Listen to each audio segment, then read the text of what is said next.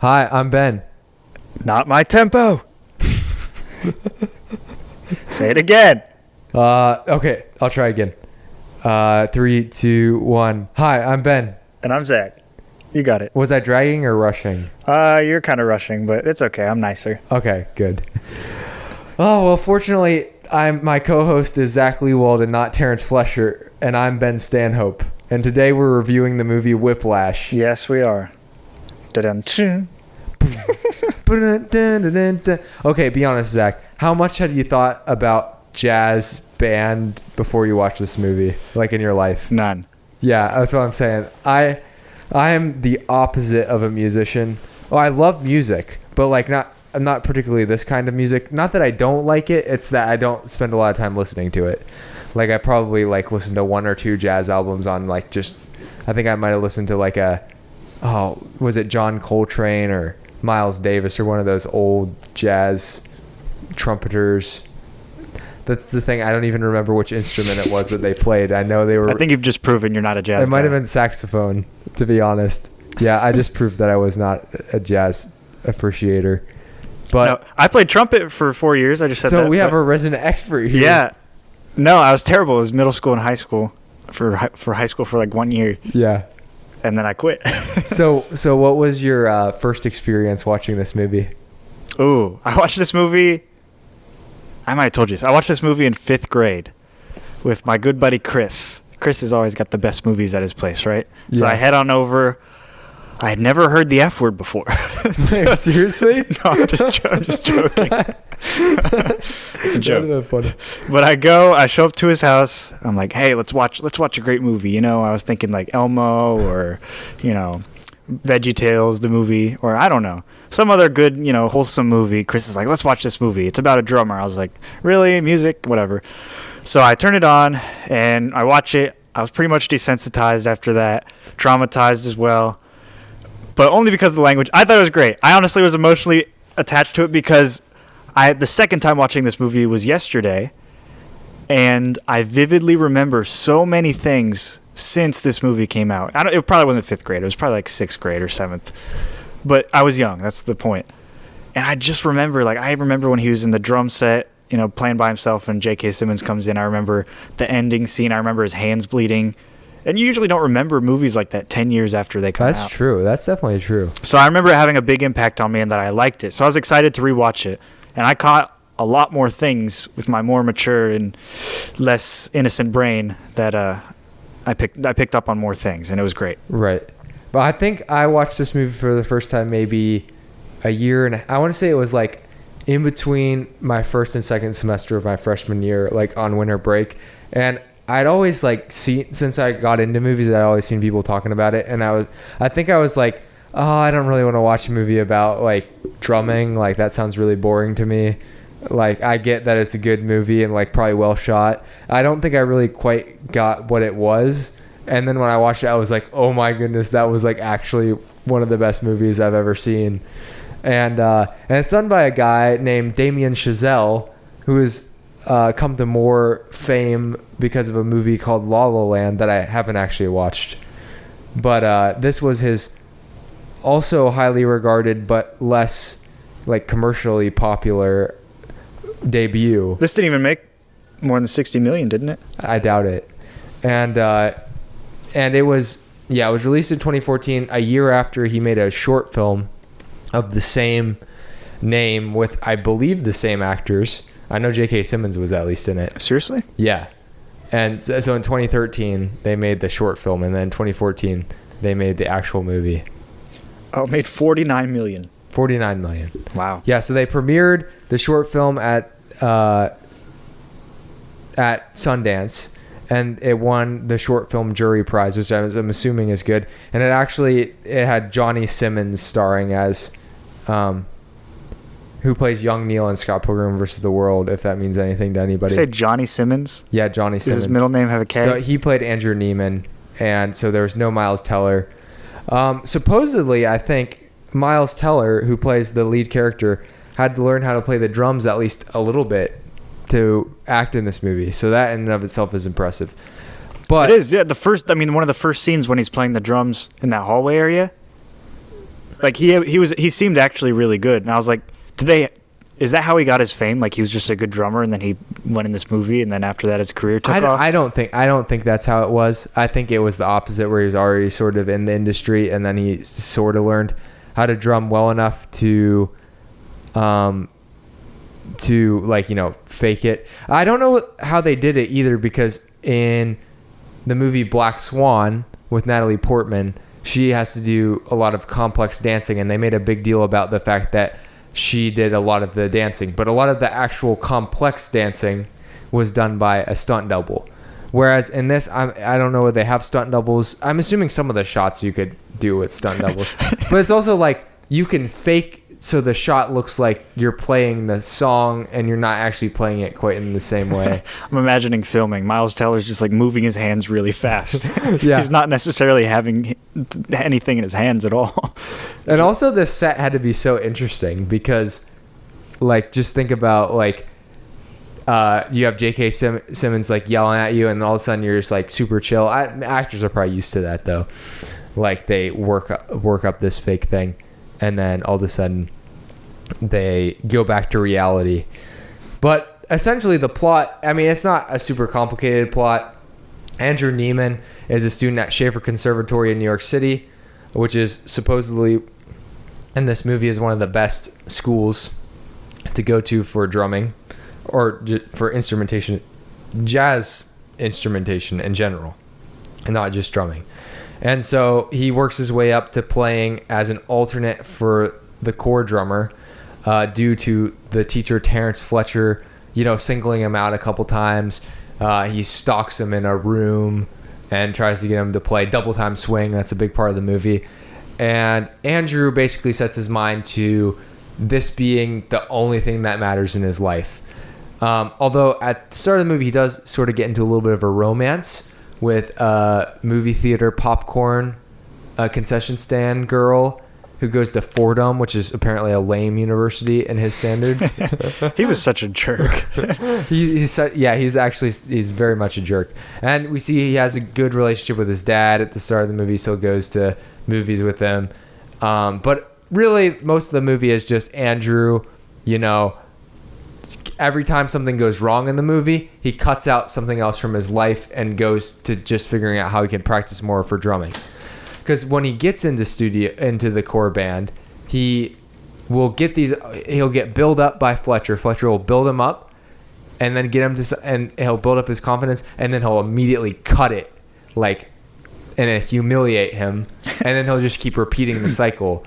And throughout the movie, it gets to different points. So he achieves being in the studio performance, and it's actually you would think that he might have done this on purpose, but he misplaces a folder so that the other drummer, you know, gets in trouble for misplacing the folder, because the folder was supposed to be his responsibility, which gets him on stage for one of the competitions that Schaefer wins. And so because of this, he assumes he's the core drummer now. But really, that's not the case. Fletcher brings in Tanner, who's the other drummer, and Conley, and forces them to do like a 3-way battle, which is like super intense. And he wins back the part because through a very intense, you know, debacle. And then he finally, you know, gets to the point where he's going to be in the show, and the bus he's on to get to the show has a flat tire. He tries to get a rental car. He forgets his sticks at the rental car place. He has to drive back, and on the way back he gets in a car wreck. It's like a hit and run basically. He goes back. He gets on stage all bloody, all beat up, and he tries to drum, and Fletcher just walks up to him and says, "You're done."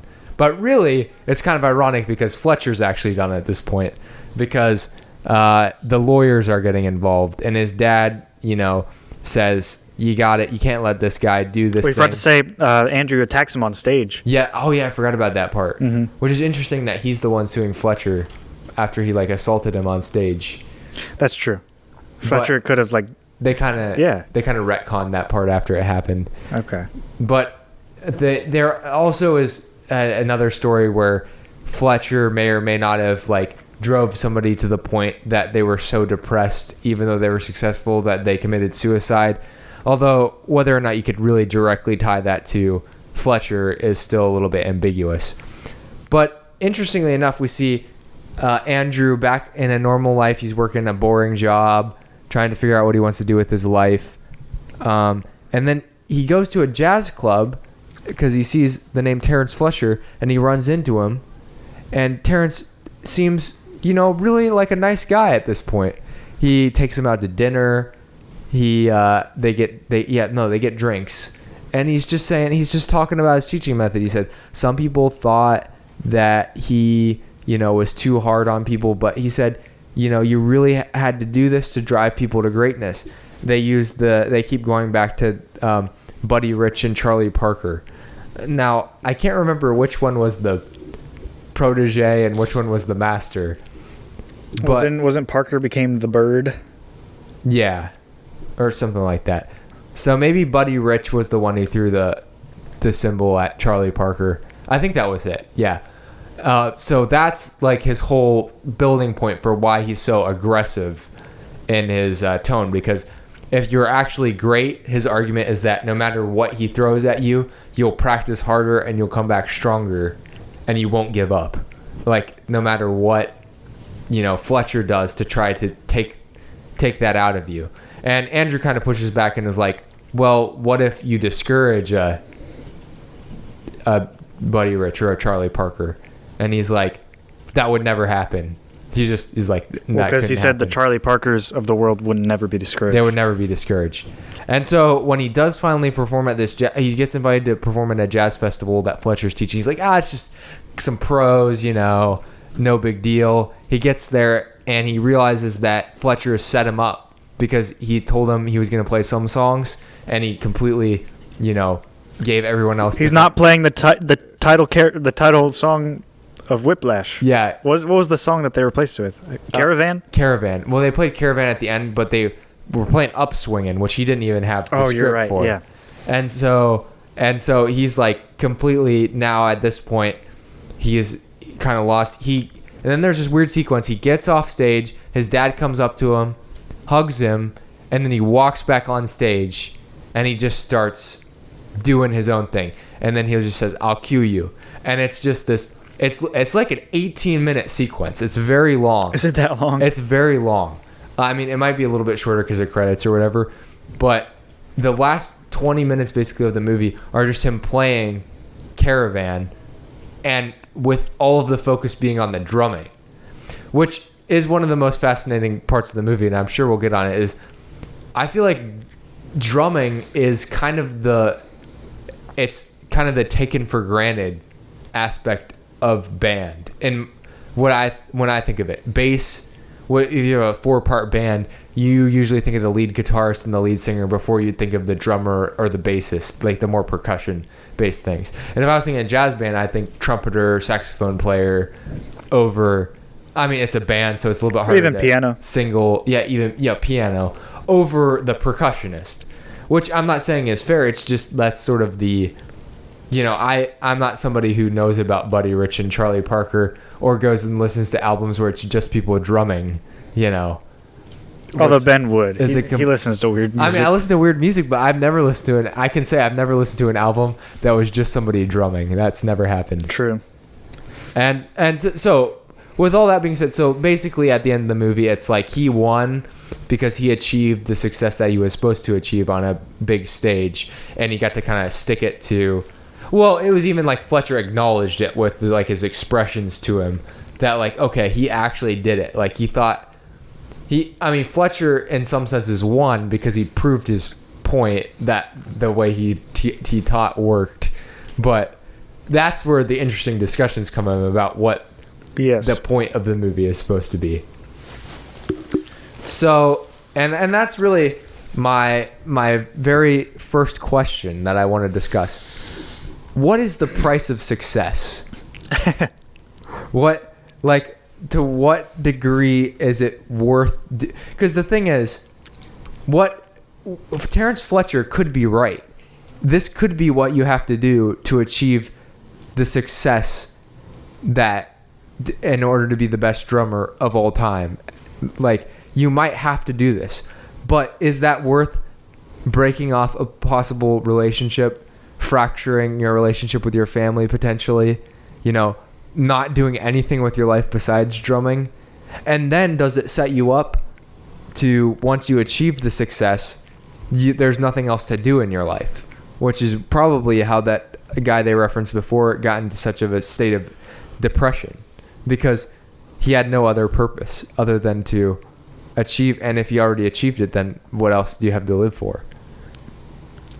Yeah. That was my first question too. I mean, you made the questions, but I wrote it down. I don't know. I think the movie tries to be like almost ambiguous with it. Like, is Fletcher right? Is he not right? Right? I mean, does it kind of go that way? I feel like it goes that way, but I think there's two ways of looking at whether he's right. Like, there's the way of looking at he's right and that it works. Or, so he could be simultaneously right that his method works, but also wrong that you should do it. No, but he also used the moral argument of, should we let the world be deprived of the next big star? And that is, see, I don't know. Is that such an easy way to write off his behavior? Yeah, it is. It's very convenient. And it's like, if you think about it from a, like, if the Beatles didn't exist, nobody would know that the Beatles didn't exist, right? Well, didn't they make a movie about that? They might have made a movie. No, they did. They made a movie. I forget what it's called, but like the guy, nobody's heard of the Beatles, and the guy like starts playing the Beatles songs. Oh yeah. They just came out with that recently. That's so funny because someone was sitting in a podcast just talking about some random movie and said, "What if nobody knew the Beatles?" And they're like, "Let's make a movie." Anyway, it's Yesterday, right? That's what the movie's called. Yeah.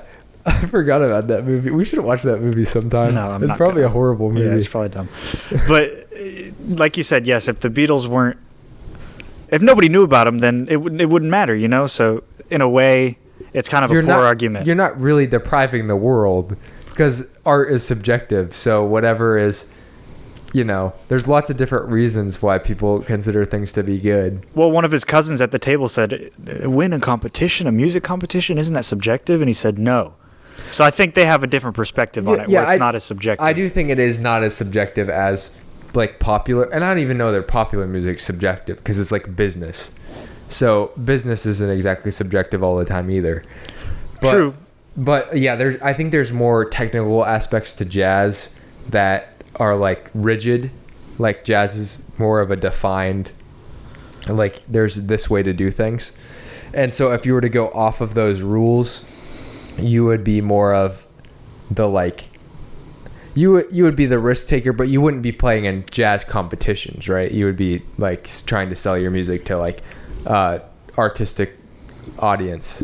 Yeah, you know what I mean? I think what Fletcher, the people that he admires, the people that he references throughout the movie, you know, his jazz heroes, are the ones that took it so seriously that they didn't, you know, they did what Andrew Neiman, and he got rid of everything in his life, got rid of his girlfriend, you know, except for his dad. He stays with his dad, yeah, I think, in touch at least.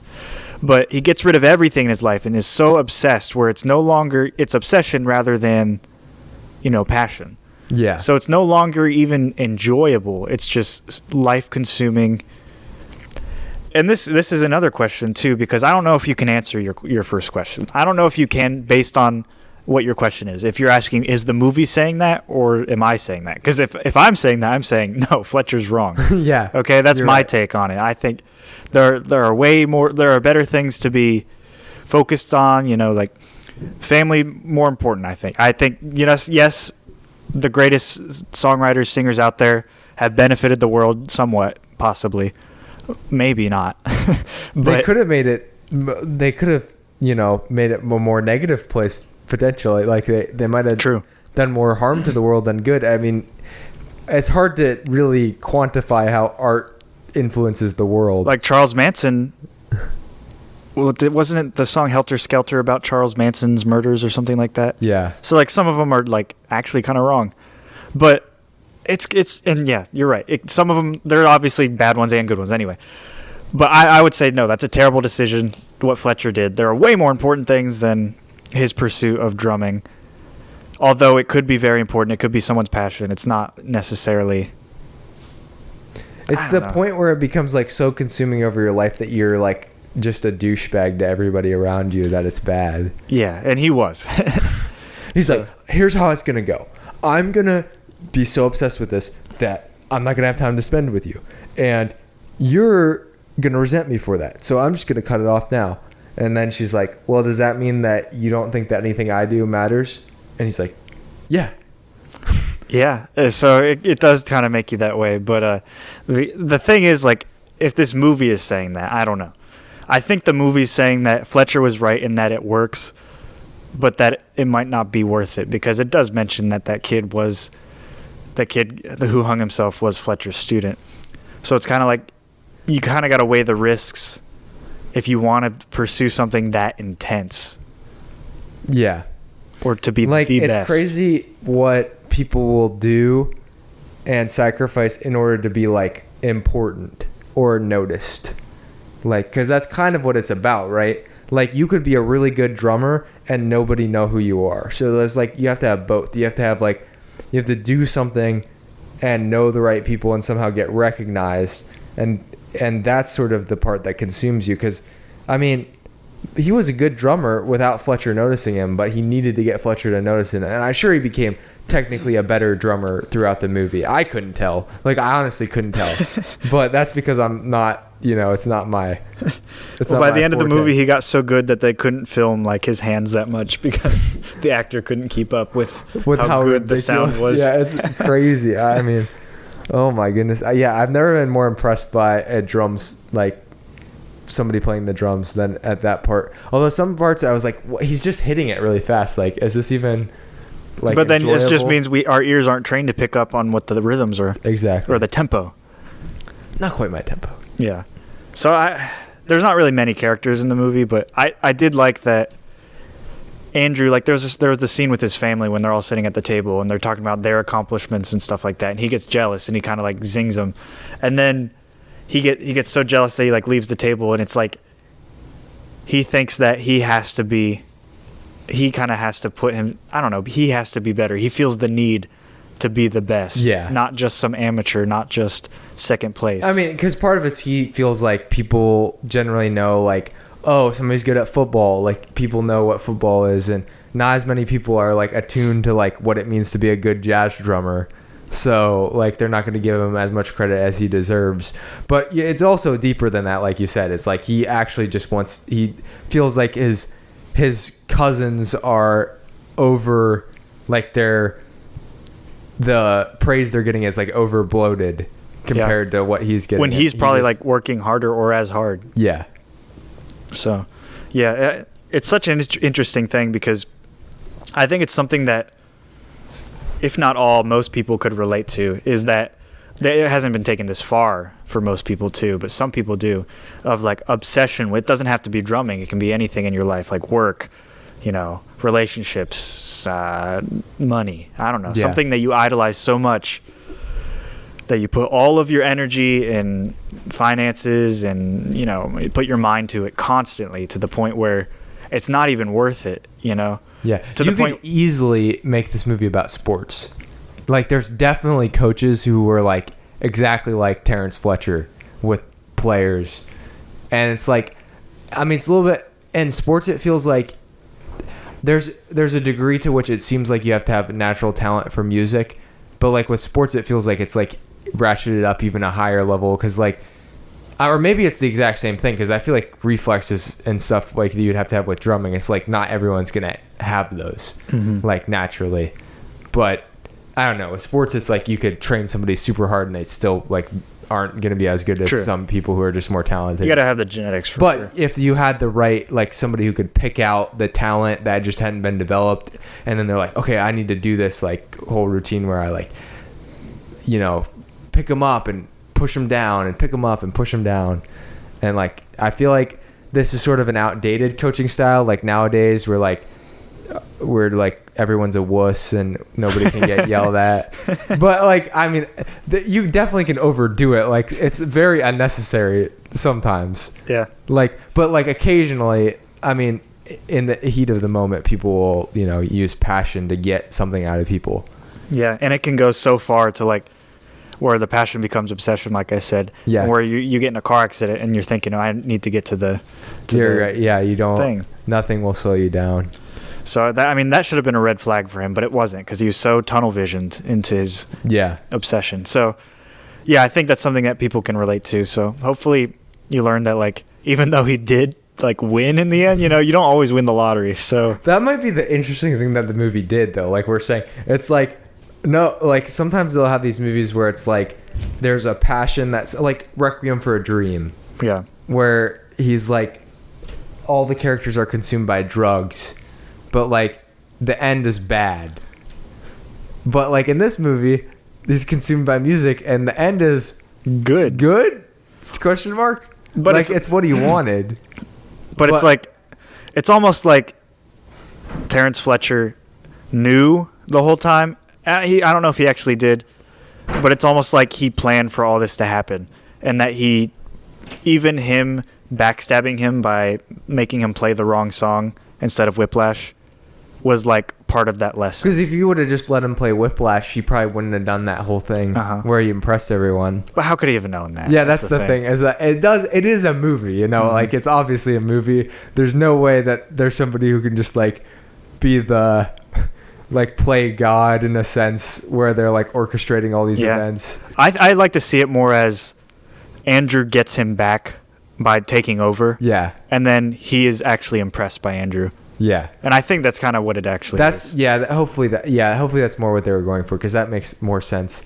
And it gives more satisfaction to the viewer, probably just because, Fletcher's just such a horrible person. Like almost not redeems him, but like, I mean, is he redeemed? Who? Fletcher. No. I don't think he's redeemed. I don't think Fletcher's redeemed. Is it like, but like at the end when he's smiling at Andrew? Because he acts so friendly to Andrew and asks him his life story, and he gets all that stuff about how his mom ran off on him. And then the next minute he's yelling at him and making fun of him. He's like, of course your mom ran out on you.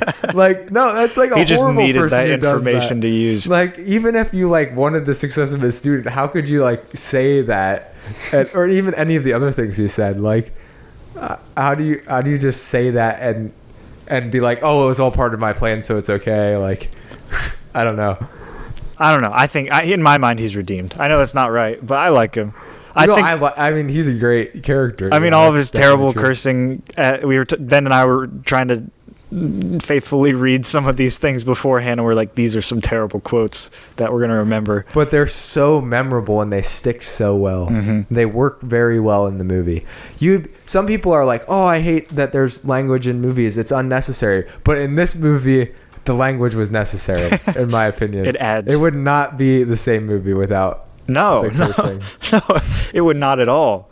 None of this would be the same. And I don't know. You can go in a whole conversation about that, but like, it's definitely adds to the power of the story. It would, if you just had him say, gosh dang, Neiman, you're so stupid. Like, it would look comical. It would look goofy. It would. It wouldn't seem like it would be in place. Like, I'm not saying it's right. It's just like, it doesn't, it doesn't fit. But I think at the end, when there's like, he smiles at Andrew, and Andrew kind of looks up at him, and they're making eye contact as he's like getting slower, then going faster, and then at the end when he does that long solo, I thought it was like almost a reconciliation or a possible build up. Because he's like telling him this, like he's starting to direct him again. Mm-hmm. So it's like he's instead of him being like he's rebelling against what Fletcher's doing, it's like, okay, now I accept you. I accept that what you're doing, and I believe in it. Or a worse thing would be like Fletcher's like, you're living up to my standards. Like now you're fitting into my plan. I feel like that'd be worse. But like,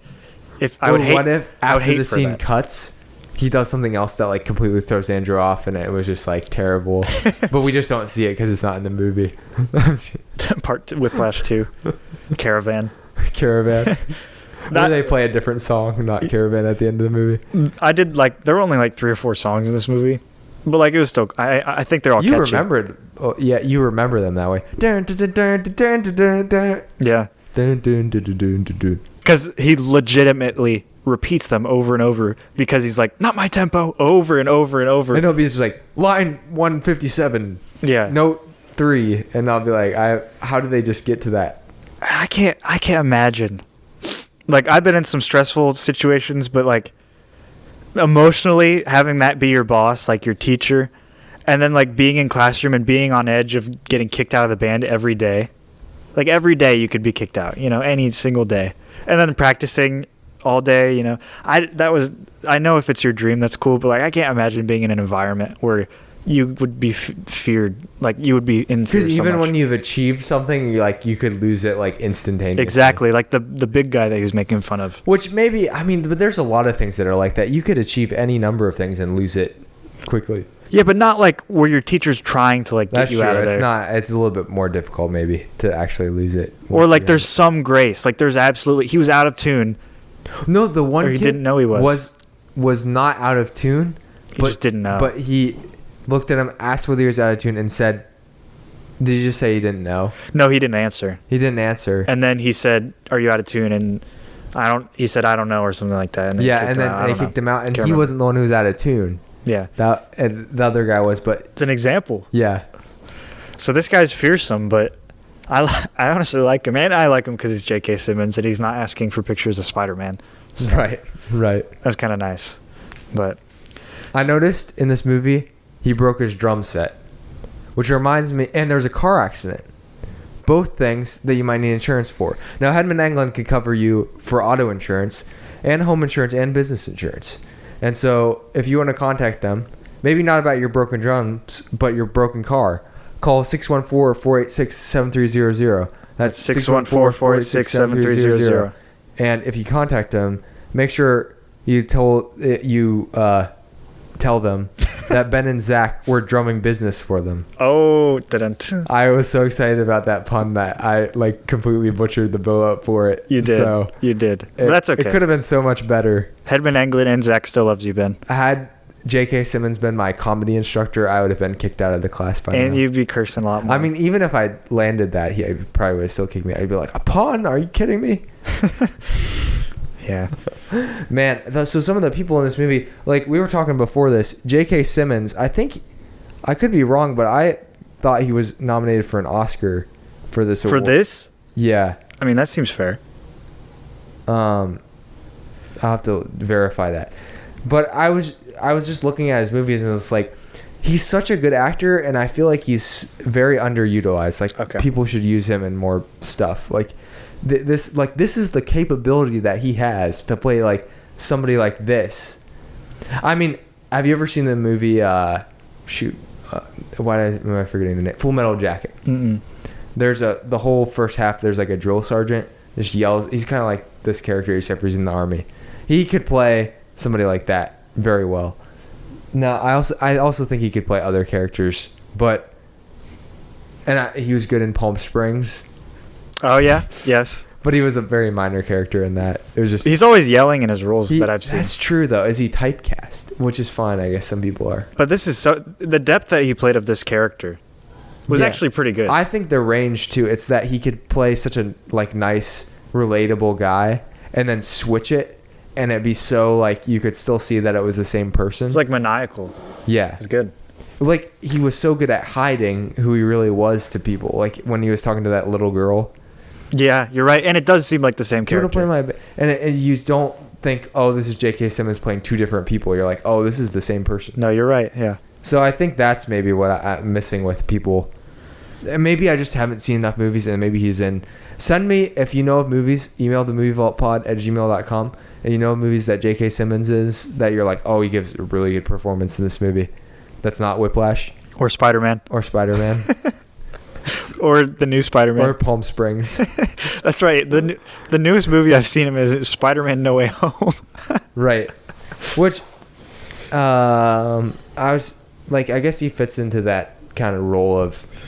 I mean, he's an angry guy willing to fire anyone on the spot. Give me pictures of Spider-Man or you're fired. Here, list of awards and nominations given to... Yeah, Academy Awards, Whiplash. He won Best Supporting Actor. Oh my goodness. So so that makes sense. But other than that, he's not. Basically, all of the things he was nominated for were for Whiplash. He hasn't really been nominated for much else. Best Comedy Guest Actor. on the Gold Derby Awards for Brooklyn Nine-Nine, which I didn't even know he was in. That's probably a later season. I haven't seen. Yeah, it's probably a later season. He was in La La Land, which is also Damien Chazelle. I guess he also was nominated for a movie that just came out, Being the Ricardos. Maybe they're. Oh, this is the movie about I Love Lucy. Oh. Interesting. So he was nominated for Best Supporting Actor just this past Oscar season. So maybe people are starting to catch on. But all I'm saying is that just like he's been in so many movies, but like maybe it's his agents are bad, or maybe there's just he actually can only play a couple of different roles. Maybe he's got a family. He just wants to go in a few movies here and there. You know. I forgot he was in Law and Order. Hmm. Yeah, that makes sense. He was in Oz on HBO, which I believe Oz was one of the first like modern HBO shows. Could be wrong. I don't know, but he's getting old, so we better get some. yeah, that's what I'm saying. Get this. I mean, there's certain actors. I don't know why I thought of like Willem Dafoe, but like I feel like he's not in the same category because like people know Willem Dafoe as like the artsy. Like I was thinking like you got these older actors who are like known for being like kind of off, like weird and. Ian McKellen. And well, I guess you could say Ian McKellen, but like Joaquin Phoenix, yeah. Willem Dafoe. But they're in like they're not really like J.K. Simmons because J.K. Simmons feels like more of a mainstream like hard nosed, like his acting style is more straightforward than maybe like Willem Dafoe. He's just not in many things. Yeah. So he needs to get himself out there before he's in the grave. Right. Come on, J.K. That's basically what we're saying. But speaking of a guy who was in this movie, who if you had asked me even a couple years ago, I would have said this guy has had a fine mediocre career, but now is having a huge revitalization because of Top Gun. As Miles Teller, who's all of a sudden Mr.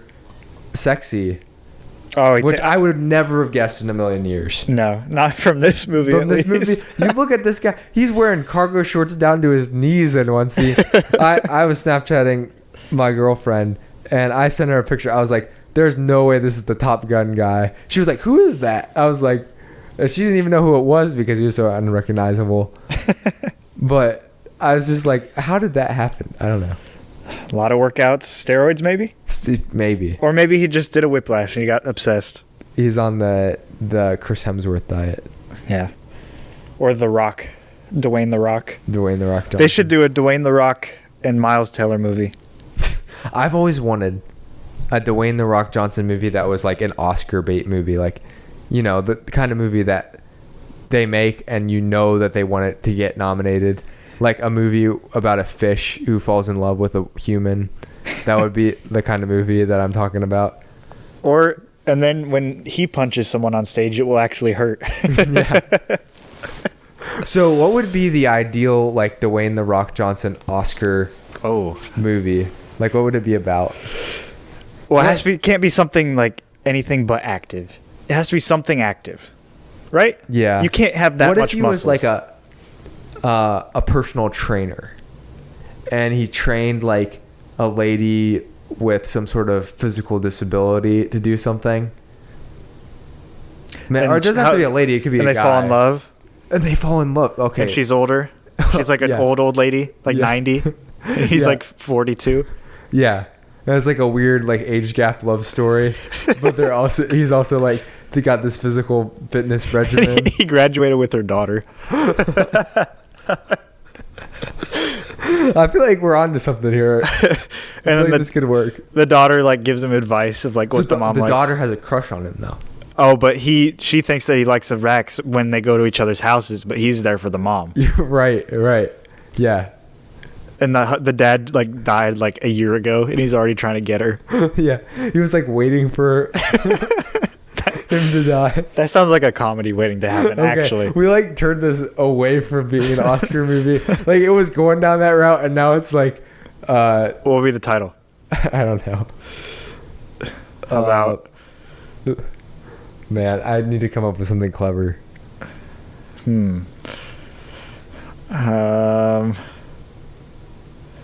Going for Grandma. That would be good. That's a good one. That's an okay one. Yeah. I don't know. I was thinking like geriatrics trainer. Yeah. I don't know. I don't know. Or like old school something. I don't know. Yeah. That'd be a good one. What would be a good J.K. Simmons one?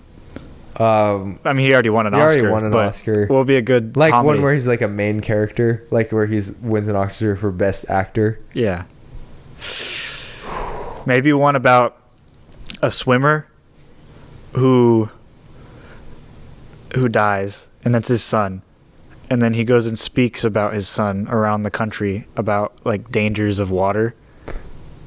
And then he speaks in Russia one time, but in Russia they shut it down and he gets arrested. And then it's about him having to swim from Russia to America. Oh my! I don't know. That would be cool. That would be great. But like, it's just J.K. Simmons shirtless the entire movie for an hour and 40. Let's make it a 2.5 hour movie. It's just scenes like there's just like a whole hour sequence of him just like swimming and then like almost freezing. Like the viewer is not sure how he didn't freeze to death. Like it seems like physically impossible that he's swimming from Russia to the. No, I mean there's some spots here and there that he stops at, to live at least. It has to be realistic, He like drifts up on Iceland and like. Or like The Life of Pi, where he's in a boat, but he's shirtless and they CGI a bunch of abs on him and stuff like that. Let's get him ripped. Let's get the ladies let's get that little girl demographic. We have to make it like an Oscar movie, but also have enough sex appeal to get the moviegoers to. We want to make a lot of money too. Yeah. Yeah. Right. And let's give him some hair. Some chest hair. But it's J.K. Simmons. He's got to be mad about something. What is he mad about? What if he's just mad at the water the whole time? Stupid water! You took my son. He's punching it. There's like a middle of the sea where he's at the middle of the ocean punching. It's a little fish. He punches it. And then at the end, the waves and him cooperate, and the waves take him home. Yeah. What if he like falls in love? Like he's like so delirious that like one of the waves is like a female, and he like falls in love with the wave. So it's like even taking it to another level. Is it like one wave that stays up? Yeah, somehow. Oh. I mean, he's delirious, so it could be however you want to do it. But like it's like Shape of Water, but it's like he's actually water. He's actually in love with the Shape of Water. That's true. That's the new extreme. Or if all seriousness though, if we're gonna do an Oscar bait film without CGI abs, I think J.K. Simmons would be like a good mailman, like character. Mailman character. Like he's walking around, he's angry about something. One of the neighbors picking on him. I don't know. Yeah. A dog chasing him. He can get the wrong mail. It starts raining. What if there's like a little kid, like a boy, and he just always he's like scared of the mailman, and then they somehow form like a unlikely friendship. But almost likely because there's so many of those movies. And like he gets bullied, but then the mailman like helps him become more confident. And he used to be like a boxer. Yeah. He teaches him how to box. He trains him how to box. He trains him in Muay Thai. They like go to the gym together, and then his mom dies, and he like adopts him. That's how it always happens. There's always an adoption. Yeah. And he just like beats up everybody in school. And then the guy, and they do a sequel like Creed, and he's a boxer. The kid, and then he like breaks his leg and becomes a mailman at the end of the series. Yeah. Just like his mentor. He's like, I thought I wanted to be a boxer, but really I always just wanted to be a mailman. No, but like a realistic story about a mailman, nobody's done that, have they? No. Like a realistic, hard, gritty story. I don't know how gritty you could get. But like what kind of perils would a mailman go through? I feel like divorce? I've thought about this, like movies that are just like so stenched in realism. I feel like a mailman movie would be so much about the mundane. Like it'd be like day after day you drive to the same houses and you do the same thing over and over again. So you're talking like we'd have a Groundhog Day type of movie? Maybe that would be where the divorce comes in, because it's like you had all of this consistency in your life, and then all of a sudden like you have this thing that happens that's like tears your life apart. Or it's not even a divorce, she's just gone. Yeah, she just leaves and her ring's on the table. Yeah, and he thought that everything was good with their relationship, but like every day they did the same thing. It was over and over. He just said, "I love you." They go to bed. It's like Fargo with that relationship between the. Except he doesn't kill her. No, not that relationship. I'm talking about the one between the lady cop and her husband. Oh yeah, that relationship. Yes. Where they're just like so like happy, and like he like draws stamps and stuff, and she actually brings in the cash while she's pregnant. Yeah. But that's beside the point. That's different. but in it's this, like that type of relationship, and he thinks everything's great, and it's actually like she hates it, and so she leaves him, and she just doesn't tell him. Aw. And then it's like J.K. Simmons like is so distraught. Yeah. And he tries to go to work the next day, but he like I don't know, like something happens, like he forgets the mail or crashes his car or like a small car accident, Yeah. and his boss yells at him. So like, and he's never had his boss on his back before. And I know it's still like not that bad, but like to him it's a big deal. Yeah. And he like starts to spiral Right. and out of his life. But there's a lot of movies like that. Like Yeah, Joker. that's I feel like you could come up with It's like one. Joker. I mean, it's not like Joker because Joker he already has like a lot of problems before. Well, This no, is we would like- make J.K. Simmons have a lot of those problems too. be like actually he has Joker's like that's a whole nother Or Right. and then because that's more about like loneliness like because it's based more on Taxi Driver. and the plot of the movie ends where he has to deliver mail to his wife to apologize, but then he never finds her and he dies on the way. That'd be sad. He's like so forlorn that he's like I'm gonna find her. He like steals the mail truck to go deliver this package to her box, but he like and he like drives all the way like far off into the country. Let's say he lives somewhere that's like more up north, so it's cold, and he like ends up trying to drive through the mountains, and he just like crashes his He mail finds a truck. lost little girl in the woods. And then he like befriends her and like adopts her. There's always an adoption. There's always it's like actually now the movie turned around. He's good. And then that saved him. And she's like, "Where's Really, your we wife?" could probably make a whole TV show about this. That's true. Called It's like, see, it sort of reminds me of Breaking Bad a little bit. because you're starting with mundanity, which is like the start of Breaking Bad. Mundanity. I don't know what the right term is, but the mundane. Like he's what most people would consider to be a boring job that he feels Consistent. like that he could have achieved more, as what we realized, or what it seems like he could have achieved more. Than That's what he the movie. actually That's did. what the script will say. That's We what don't the agree script is saying. necessarily. I personally don't think he could. No, I'm just kidding. But for whatever reason, he didn't, and that's the same thing with this.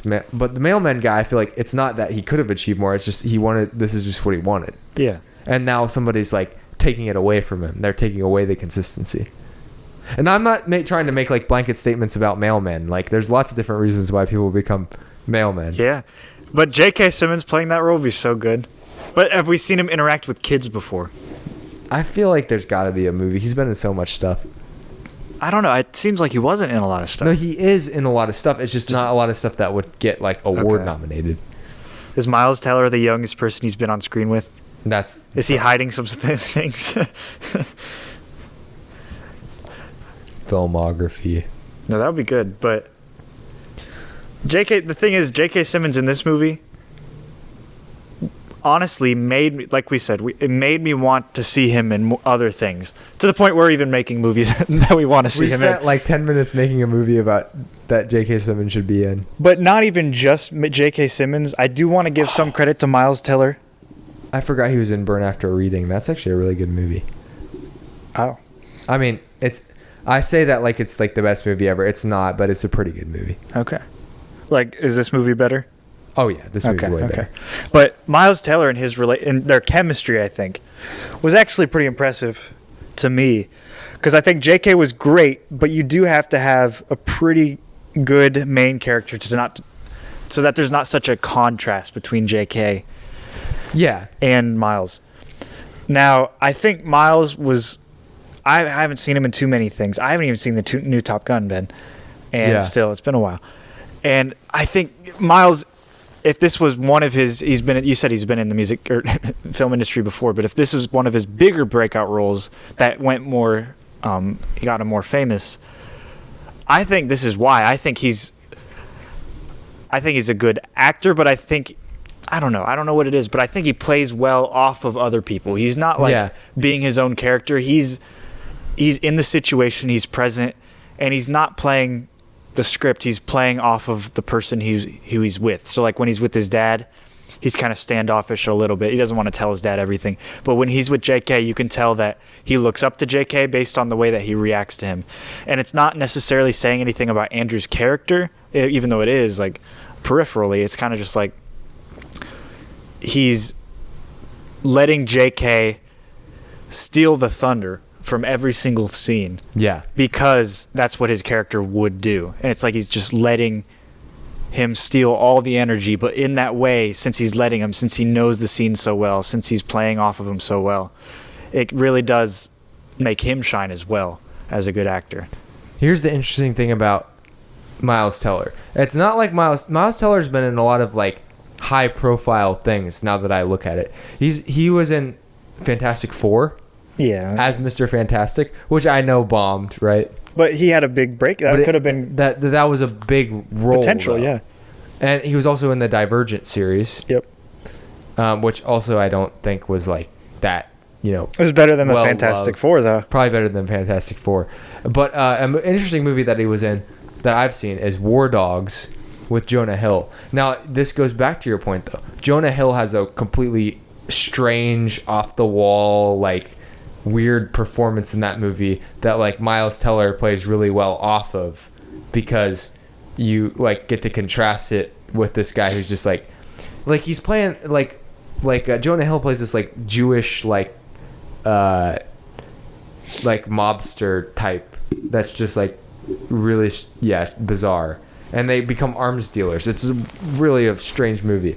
But, I mean, you could tell... But nothing would have prepared me to be like, oh, this is the guy who's going to be in Top Gun. Which even... I mean, we'll talk about Top Gun in the future. Yeah, but don't tell me, please. I'll have my own thoughts about Top Gun when it comes to it. But it is a good movie. So, I mean, and he seems like a good guy. I mean, I hate when people say that because nobody really knows. Like, everyone's like, oh, this guy's a great guy. Like, nobody really actually knows whether he's a good guy. He doesn't beat his wife. He seems like he's a good guy based on the pictures I've seen of him. And he has no secret fetishes. He doesn't. Yeah. He doesn't do anything bad behind closed doors. Yeah, and I can say that for a fact. I bet all these guys do. That's what I'm saying. I hear this all the time. Like, everyone's like, oh, this actor, he gave him an okay performance, but he's a good guy. What do you think is like, J.K. Simmons' like, we deal? give actors like a good pass or like a pass because they're like good guys or like we like them as people, but like we have nothing to base that off of. Like, why do we say stuff like that? This is what J.K. Simmons does. So this is bad. So he'll feed lactose to lactose intolerant people just to watch them throw up, like his own granddaughter. Oh my god. That's terrible, man. I don't know why I'd do that. And Zach knows this for a fact. Yep. But we're still going to cast him in the Mailman movie. Oh, yeah. No, I mean, nobody knows. Fact. It's okay. If nobody knows, we're fine. It's Kevin Spacey. I feel like at this point... Terrible things. At this point, we could make a South Park episode based on J.K. Simmons. Oh, yeah, we could. In anything. No, I actually do think J.K. Simmons... behind closed doors is a sweetheart, and I will believe that till the day I die. Me until too. It's proved otherwise. J.K. Simmons, and who else would be a sweetheart? Tom Hanks. No, he's got to be real sinister behind closed doors. No, He's too nice. Will Smith. Sweetheart. Sweetheart. Love him to death. Kevin Hart, sweetheart. I'll let him slap me in the face any day. Dwayne "The Rock" Johnson has to be nice. Yeah, he does. He's got to be like nice. He has to be nice. He's got to be nice. If he wasn't nice, though, I feel like you would come on our podcast if he wasn't so... Like, you know what I mean? Like, I'm not saying he'll actually come on our podcast, but I'm saying, barring the restriction of the fact that he has to be on so many other things, if we were chilling with him if he was bored, you know. If he was bored, he'd be like, oh, yeah, sure, I'll come talk to you. Like, I'm sure it wouldn't be like an honest conversation. Like, that's the one thing about having, like, celebrities. Not that we've ever had the chance to, but I realized that, like, a lot of the hard part about doing like podcast interviews is a lot of people aren't really that willing to be like completely honest, and it's like all kind of a persona.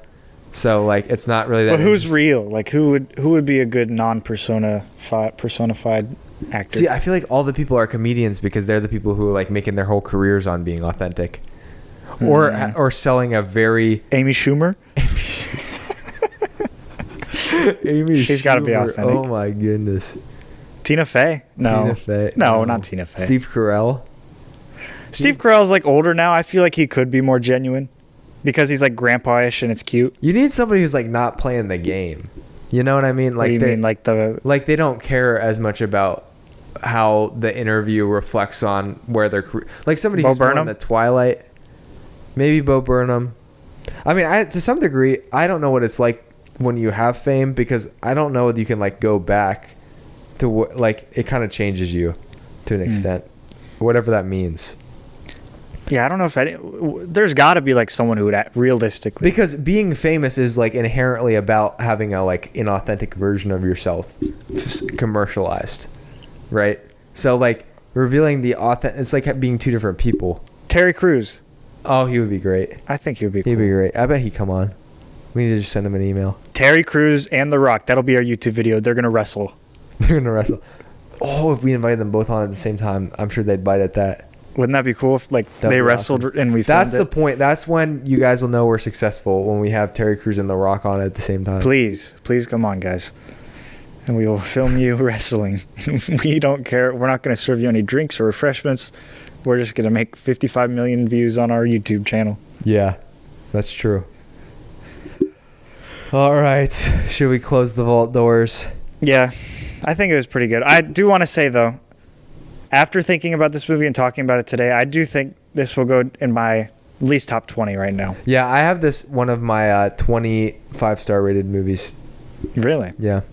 So you've cut down your 5-star rated movies? No, I've always tried to keep it as limited as possible, but I wasn't sure whether I had kept this at 5 stars, but I looked on my Letterboxd and it was still at 5 stars. And after watching it, I was like, yeah, it's definitely worth 5 stars. And then when you get another 5-star, do you cut one out? Also, I opened up Letterboxd and confetti started coming down because their community has watched 1 billion films now. People watch 1 billion. I've seen a guy on Letterboxd who has allegedly watched 30,000 movies in his life.